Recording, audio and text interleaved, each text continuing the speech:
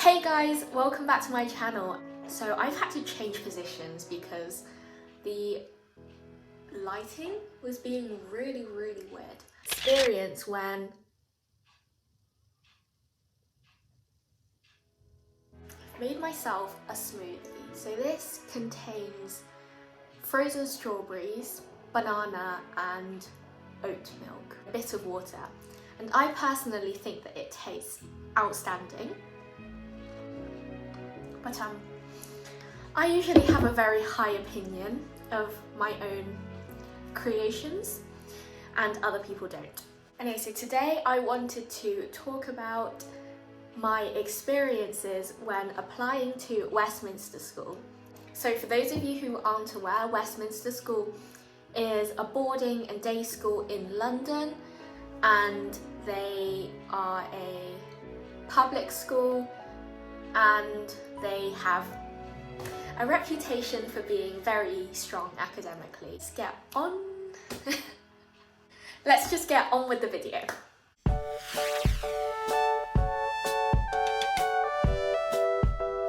So, to give you a bit of history about me, for those of you who care. So between reception and year 6, I attended a comprehensive school. Actually, I attended 4 comprehensive schools. Obviously, if you go to a comprehensive school, you usually change school at year 6, and then so in year 7 I transferred to a local grammar school, which was an all-girls school. It was very nice, I liked it there. It was challenging academically, but it got to year 9 and I fancied a change. So at year 9, at the end of year 9, I changed to a private school that was also near where I lived, and I was there as a day student. So the first thing that I wanted to talk about was why I even decided to look at changing schools. At that point, I had been to 6. I had been to 6 schools. So moving schools was something that was rooted in me in a way. So I changed schools many times. The longest I've ever stayed at a school was 3 years. I stayed at the school that I was at that time. I'd been there for 2 years. I loved it there. I'd really enjoyed it. I think out of all the schools I've been to, it's my most enjoyable school. So in a way, I had no good reason to want to change. But changing sixth form is quite a common thing to do. So a lot of people change schools that are between year 11 and year 12 because you're sort of at the end of one exam and at the beginning of another. So some of my friends were talking about changing schools. Some of my friends were going to study at different private schools, some were going to grammar schools, etc. And I just thought, oh, maybe I should look into changing schools as well. So from a young age, I'd heard of Westminster School.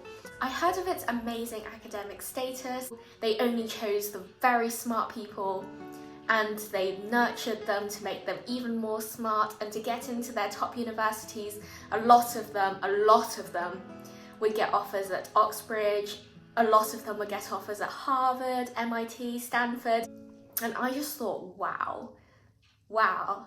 And I want to try because part of me was thinking, oh, there's no way I'm getting in here.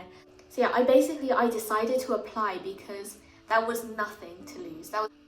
Like, worst case scenario, I would have an amazing experience, meet some new people, learn some new stuff, and what's not to like, right? So yeah, that's what I thought. I decided to apply, and it could possibly give me another option that I hadn't thought of. I looked into it, and the first step of the process was open day. So the open day was the 23rd of June, 2018. Gosh, that sounds like so long ago. So there were tours, talks, and you could look around their school. During the tour, I remember one thing that I really remembered was the height of their buildings, because obviously Westminster School is located in central London. Their chapel is Westminster Abbey.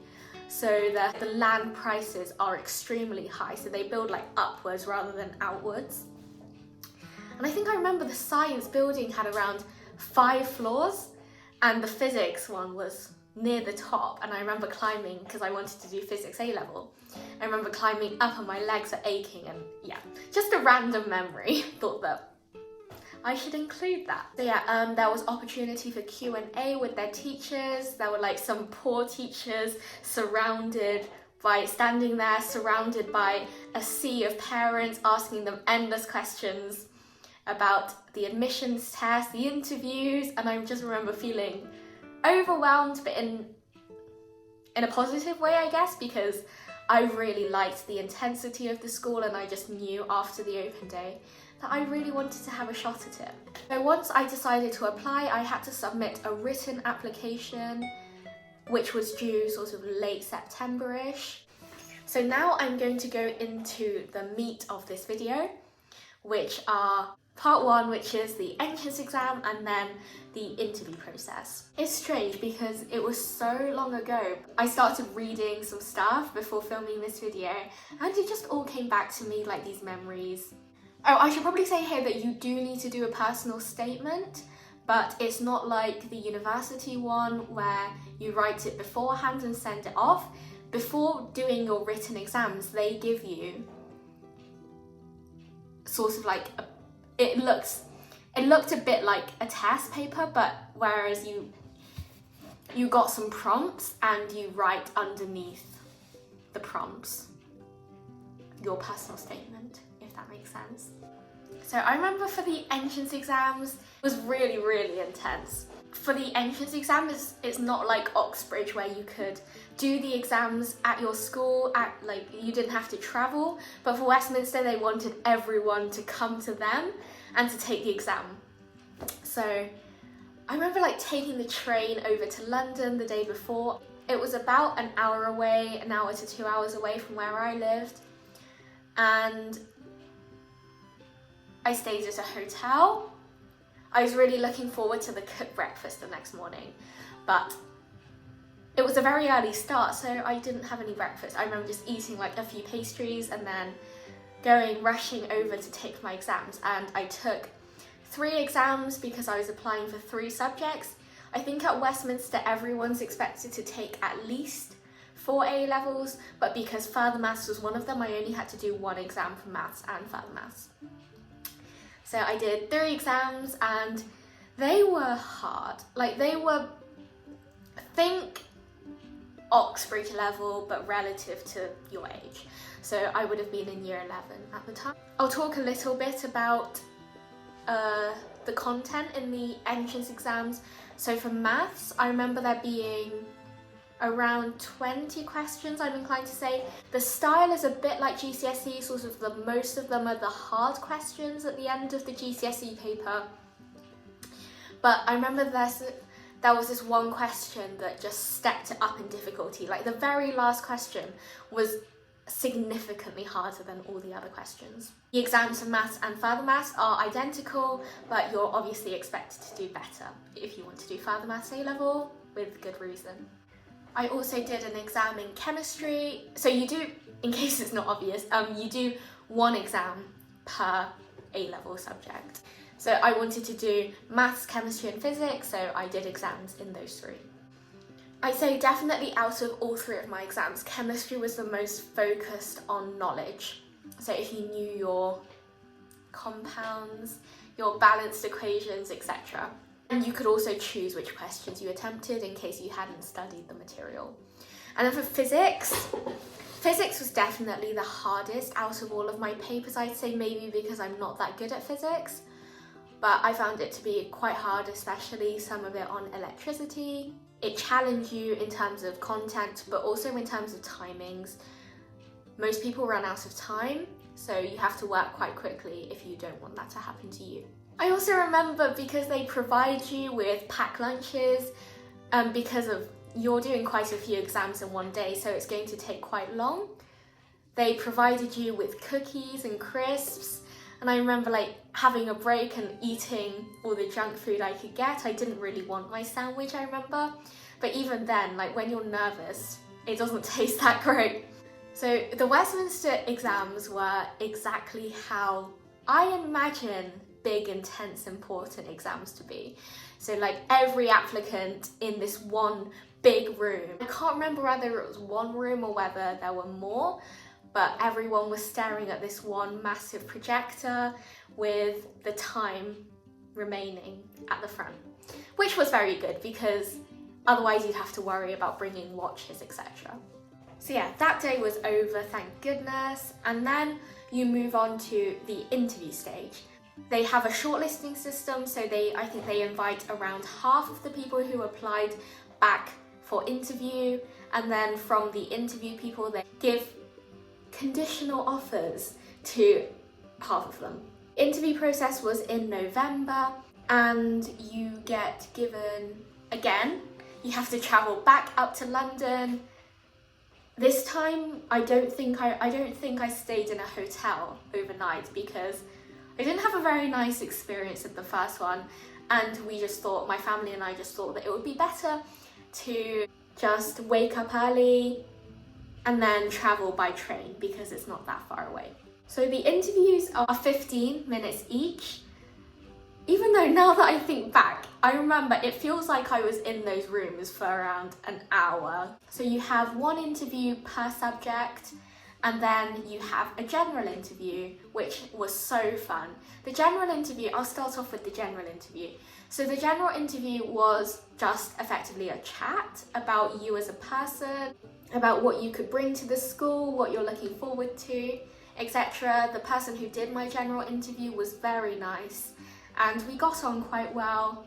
And yeah, I think that general interview went well, except from when I walked out of the general interview. I think I tripped over something, but except from that, the actual interview was fine. For the subject interviews, they are effectively like the Oxbridge interviews. They ask you questions, they do very, very little small talk. For my physics interview, it was a woman, and she had my exam script like right in front of her, and I think she was trying not to show me what mark I had, but I think she flashed it to me anyway so I could see. It said 36 on it, and honestly, that physics paper went terribly. It went awfully. So I saw it and I was like, oh my gosh, I got 36%. Like, why did they invite me back for interview? Like, why? But then I discovered it was 36 out of 50, which like still isn't that amazing, but it was obviously a lot better than 36%. And I remember she asked me a question about electric circuits, and she asked whether it was series or parallel, and honestly, you know what, I still struggle to do electricity right now in my A-levels, but then I just could not do it whatsoever. Like, so I remember she was saying to me series or parallel, and I just thought, Lucy, 1 in 2 chance, like which one do I say? And yes, guess who managed to pick the wrong one? But yeah, we went through it together. I think physics was the only subject where they wanted us to go through the entrance exam paper together to see where I could have done better. And I remember her saying, oh look, there's really not that much to correct. And I remember looking at her like, really? It seems to me that there's more like crosses than ticks on the page. She was very nice. And I should also point out here that the Westminster interviewers, in my opinion, are a lot more straight up about how well you've done in the interview than the Oxbridge ones, because I think for the Oxford interviewers to do their best to not disclose how well you've done to make it more fair. I'm not really sure why, but the Westminster people were a lot more, well done, oh no, you managed to get that one you did that one really well, oh well done, you did that so quickly. Like, they were a lot more straight up about it. So my next interview was my maths interview, and they were questions on speed equals distance over time, effectively, which sounds easy, but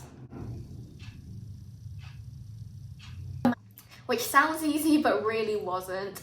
I think for the maths one, I remember very, very clearly, firstly, that I remember walking in there, I sat down, shook hands, said, nice to meet you, etc. And then I went to get out my pencil case that I prepared. He said to me, oh, you won't need that. And then me, being the awkward person that I am, laughs and goes to get it again. And he was like, no, I just told you you won't need that. And then I was like, oh, okay, well, can I borrow a pen, please? And he was like, no. And they're like, what is going on right now? And he looks at me and he's like, anything you want to write down, you tell me and I'll write it down. So basically, I had to dictate.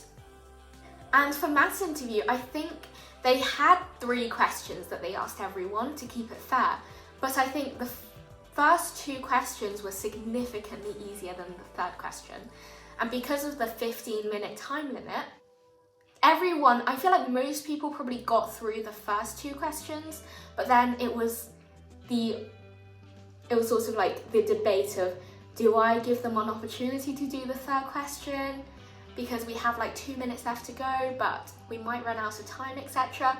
So I remember like some of my friends just left the interview having only done 2 questions, which was fine. But then for me, I think we had a bit of time and he wanted to see how I could do the 3rd question. The 3rd question was a lot harder, in my opinion, than the other 2. So I was in there for a long time. I felt like the limit was meant to be 15 minutes. I felt like I was in there, well, I know that I was in there for at least half an hour, possibly 45 minutes. So I was in there for a long time. And yeah, I came out and then I went into my last one, which was chemistry.